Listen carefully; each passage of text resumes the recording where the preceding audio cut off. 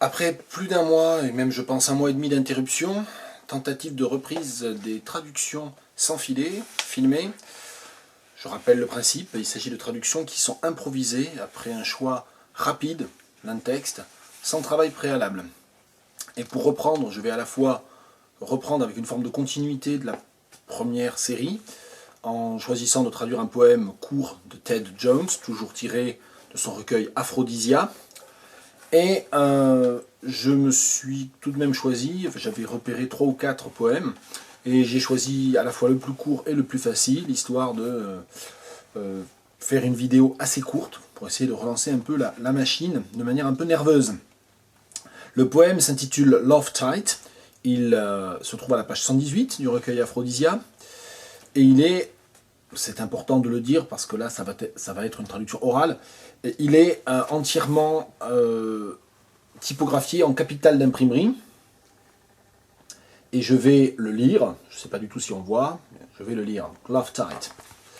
Place your hand into my hand and open your mouth wide as my mouth and close your eyes as tight as you can. Then imagine we both are two lions in love forever. Il s'agit donc de 5 distiques sans rime. C'est une des raisons pour lesquelles j'ai choisi le poème. Contrairement aux autres, il est assez bref et il n'y a quasiment pas de jeu de mots, parce que la plupart des autres poèmes qui m'intéressaient incluaient un très grand nombre de variations sur des sonorités, sur des jeux de mots, donc avec un travail forcément plus compliqué. Alors, les deux difficultés principales que je vois, ou les deux spécificités de la langue anglaise ici qui sont employées, que je vois, c'est tout d'abord l'utilisation des monosyllabes. Ça, c'est un problème assez récurrent dans la traduction de poésie, le fait que le rythme dépend beaucoup de structures monosyllabiques, difficiles à rendre de la même manière en français.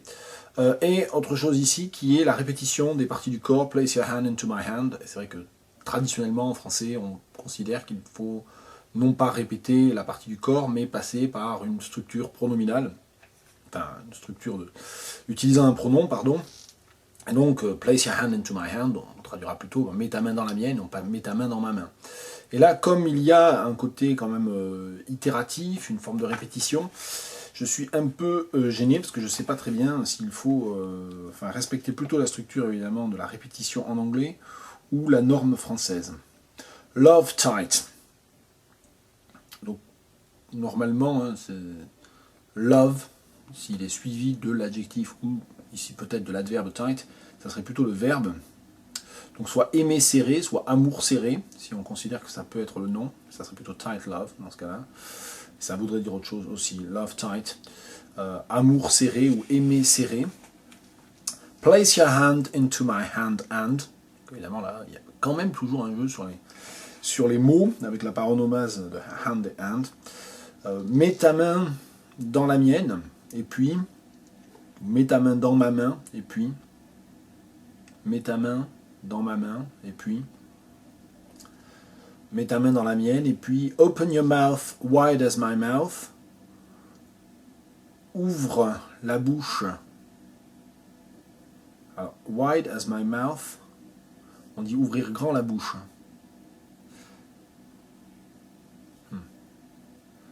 Est-ce que la répétition, on ne pourrait pas la garder plutôt avec la répétition ici de grand? Ouvre grand la bouche, aussi grand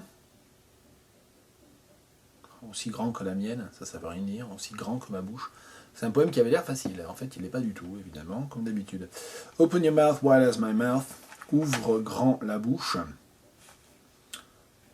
Peut-être qu'en fait il faut carrément répéter entièrement la structure. Donc dans ce cas-là, si là j'ai un distique qui est extrêmement répétitif, peut-être que je peux éviter la répétition dans le précédent. Donc mets ta main dans la mienne et puis ouvre grand la bouche, comme moi j'ouvre grand ma bouche. And close your eyes as tight as you can. Et ferme les yeux, as tight as you can.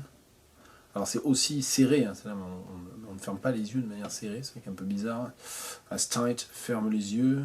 Aussi fort, hein, ferme-les, c'est peut-être fort en fait. Et du coup, si je traduis ici tight par fort plutôt que par serré, dans le titre Love Tight, ça serait peut-être aimer fort serré, peut-être. Hein. Enfin, il faudrait peut-être jouer sur un effet de surprise comme ça dans le titre. Et ferme les yeux, aussi fort que tu le peux.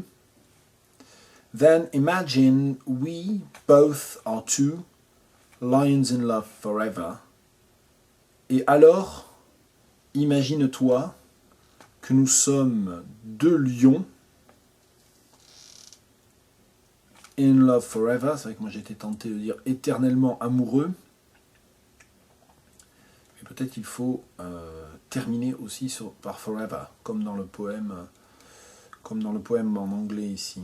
Que nous sommes deux lions amoureux pour l'éternité. C'est deux lions amoureux. En plus, oui, ça va rimer avec le peu. Close your eyes, ferme les yeux, aussi fort que tu le peux. Et alors, imagine que nous sommes deux lions amoureux pour l'éternité. Voilà donc pour cette tentative de traduction sans filet de Love Tite de Ted Jones. A bientôt, peut-être, et si je reprends, ça sera forcément à un rythme moins soutenu que dans la première partie en mars-avril.